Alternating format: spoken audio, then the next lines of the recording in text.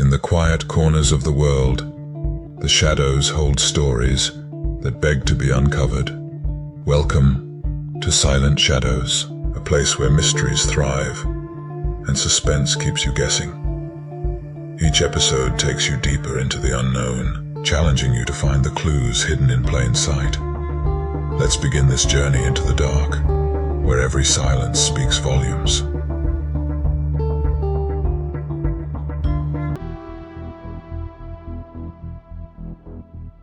The Barrywood Sewer Killer, a mystery story. By Grave Pit Shadows. Nestled in the rolling hills of Massachusetts, the town of Barrywood was the picture of serenity. Cobblestone streets, colonial houses, and a tight-knit community gave it an idyllic charm. At the center of the town stood Father David McCollins, the revered priest of St. Lucas Church. For over a decade, Father David inspired Barrywood's residents with his sermons, offering words of comfort and hope. His presence was a cornerstone of the town's identity, but beneath his composed demeanor lay a darker truth, a rigid belief in his own divine purpose.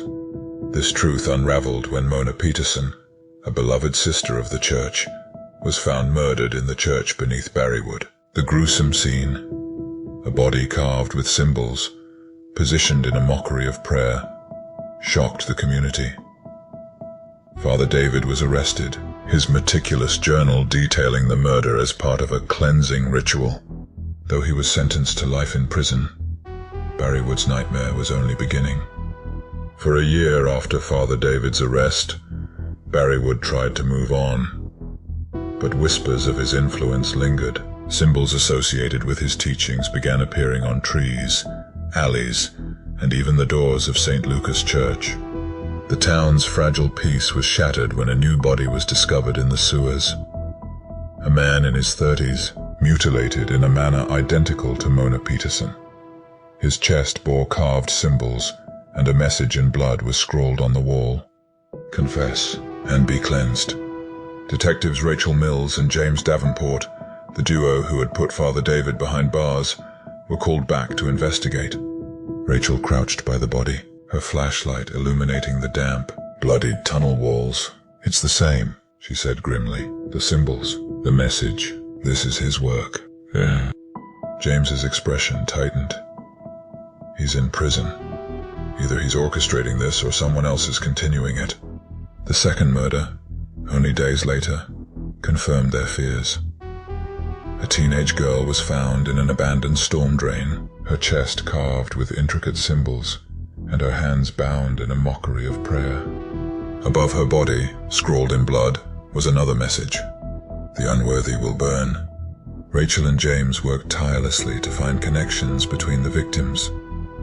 Their search led them to Eleanor Graves, a devout follower of Father David, who had vanished after his arrest.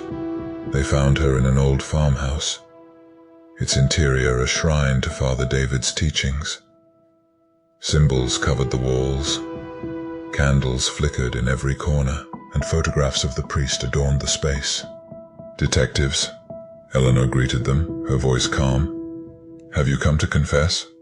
Rachel's hand hovered over her holstered weapon. "We're here to talk about the murders." Eleanor smiled faintly. "They're not murders. They're offerings. Necessary steps toward salvation." Eleanor's arrest led to a disturbing revelation: plans for a ritual at the abandoned Barrywood quarry. Rachel and James led a team to the site, finding dozens of Father David's followers gathered around a massive bonfire. At the center stood an altar slick with blood, and Eleanor, now free on bail, holding a ceremonial dagger. "Tonight the circle closes," she shouted. Rachel burst through the crowd, her voice cutting through the chants. "Drop the knife." Eleanor turned, her smile widening. "You can't stop this. The faithful endure." The raid descended into chaos. Followers fought back with zeal, but Eleanor was subdued, screaming about the coming ascension as she was dragged away. In the aftermath of the quarry raid, Rachel and James found a hidden passage leading to a cave beneath the site. The walls were covered in glowing carvings, spiraling into a central altar. On the altar lay a blood-stained book, its pages detailing a plan to free Father David and complete the ritual of the 9th. Rachel read aloud the final entry. The 9th offering will break the chains. The shepherd will return to lead his flock. James's voice was grim. They're not just killing for him. They're planning to bring him back. 2 weeks later, chaos erupted at the Massachusetts State Penitentiary. Disguised as maintenance workers, Father David's followers staged an attack, setting off explosions to trigger a prison-wide riot. Rachel and James rushed to the scene as reports of the chaos escalated. Inside, smoke filled the air, and the sound of shouting echoed through the corridors. When they reached Father David's cell, they found it empty. Etched into the wall was a chilling symbol. The shepherd is free. Father David was smuggled out of the prison and taken to a hidden sanctuary deep in the woods. The old hunting lodge had been transformed into a temple, its walls adorned with symbols and relics. Eleanor, having escaped custody during the quarry raid, knelt before him. "Father," she said, her voice trembling, "we've prepared everything. The circle is ready." "Yeah." Father David placed a hand on her shoulder. "You've done well, Eleanor, but the work is far from finished. We must complete the ritual. The 9th and final offering," Father David declared, "would be Mayor Rayner Bishop, a staunch critic of his teachings, who had led efforts to rebuild Barrywood. Her death, he claimed, would act as the keystone to complete the circle and unleash divine retribution on the town. Father David's followers reclaimed St. Lucas Church, transforming it into a sanctum for the final ritual. Candles lined the aisles, symbols adorned the walls, and the altar was prepared for the mayor's sacrifice. Rachel and James, piecing together clues from intercepted messages and captured followers, realized the church would be the site of the final act. Rachel and James stormed St. Lucas Church just as the ritual began. The mayor, bound and gagged, lay on the altar as Father David raised a ceremonial dagger. "You're too late!" he shouted as his followers swarmed the detectives. Rachel fought her way through the chaos, reaching the altar just as Father David brought the dagger down. She tackled him, the blade clattering to the ground. "You can't stop this," he hissed, his voice calm despite the struggle. "The circle is eternal." James freed the mayor while officers secured the church, but several of Father David's followers escaped into the night. Father David was recaptured, but his escape had reinvigorated his followers. In the weeks that followed, symbols appeared across Barrywood, and whispers of a new leader began to spread. Rachel stood outside the church, her fists clenched. "It's not over," she said. James nodded. "He's behind bars, but his ideas are out there. They're not done with this town." Somewhere in the shadows, the faithful continued to plot, awaiting the day their shepherd would rise again. The Barrywood Sewer Killer, Father David's Return, and the cult's Dark Evolution. A Mystery Story. By Grave Pit Shadows, Father David McCollins stood in the flickering light of a candlelit chamber, deep within an abandoned lodge, hidden in the forests surrounding Barrywood. His escape from the Massachusetts State Penitentiary had been flawless, orchestrated by the zealous followers who had waited patiently for their shepherd's return. Around him knelt a dozen figures, their faces painted with intricate symbols. They murmured prayers in unison, their voices forming a haunting melody that reverberated through the room. "The world thinks I am a prisoner," Father David said, his voice calm yet commanding. "But I am free, and now we must prepare. The faithful will rise, and Barrywood will be cleansed." This was no longer about continuing his rituals. It was about elevating his doctrine into a movement capable of reshaping the town and beyond. Under Father David's guidance, his followers rebranded themselves as the Order of the Ascended Red-Eyed Circle. They operated in cells, each led by a devoted lieutenant, ensuring their movements remained fragmented and difficult to track. The Order's teachings grew more radical, blending Father David's earlier rhetoric with new apocalyptic visions. The faithful believed Barrywood was tainted by corruption, and that only through sacrifice and ritual could the town be purified. Key doctrines included the 9 Marks of Ascension, a series of increasingly brutal rituals designed to cleanse individuals deemed sinful. The Shepherd's Return, prophecies declaring Father David as the harbinger of a new age, with Barrywood as the epicenter. The Final Offering, the ultimate act of sacrifice, involving the deaths of those who resisted Father David's teachings. Father David's escape marked the beginning of a calculated, chilling campaign to spread his influence and tighten his grip on Barrywood. His plans were divided into 3 phases. Father David's followers scoured Barrywood and nearby towns for vulnerable individuals, those grieving, outcast, or disillusioned. Using promises of purpose and salvation, they lured new recruits to hidden gatherings. These gatherings began innocently, prayers, confessions, and shared meals, but soon evolved into indoctrination rituals. Recruits were marked with symbols to signify their rebirth into the Order.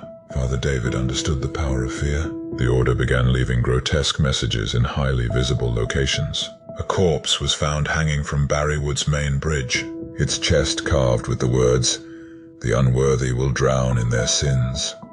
An abandoned house was set ablaze with symbols etched into the walls. Inside, police found mannequins posed as a mock congregation.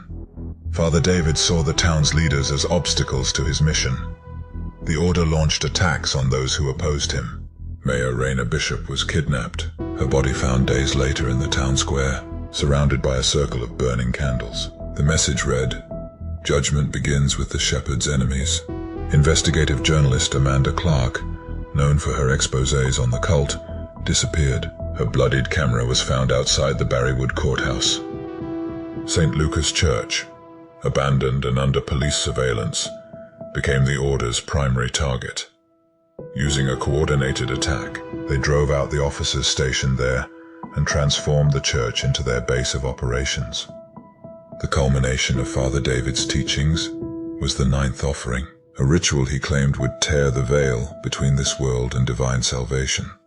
The 9th victim, Father David declared, would be Rachel Mills herself. He believed her role in dismantling his first iteration of the cult marked her as the greatest obstacle to his ascension.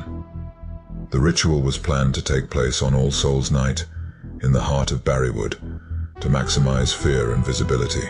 The faithful believed the 9th sacrifice would mark the beginning of the town's transformation, a new age of purity under Father David's rule. As Father David executed his plans, Rachel Mills and James Davenport worked tirelessly to stop the Order. Their investigation revealed chilling details about the cult's resurgence. Maps of Barrywood revealed symbols carved into the town's infrastructure, bridges, sewer tunnels, even playgrounds, forming a massive circle encompassing the entire town. Interrogating captured followers, Rachel and James discovered that the Order had spread beyond Barrywood, with cells operating in nearby towns. A recovered ledger revealed the Order's targets, with Rachel's name circled in blood-red ink. On the night of the ritual, Rachel and James traced the Order to St. Lucas Church. The building, now fully transformed, radiated an eerie light. Hundreds of candles flickered in the windows, and chants echoed through the surrounding streets. Inside, Father David stood at the altar, his followers kneeling before him. Rachel's name was etched into the altar itself, alongside a dagger that gleamed under the candlelight. As Rachel and James burst into the church, Father David greeted them with open arms.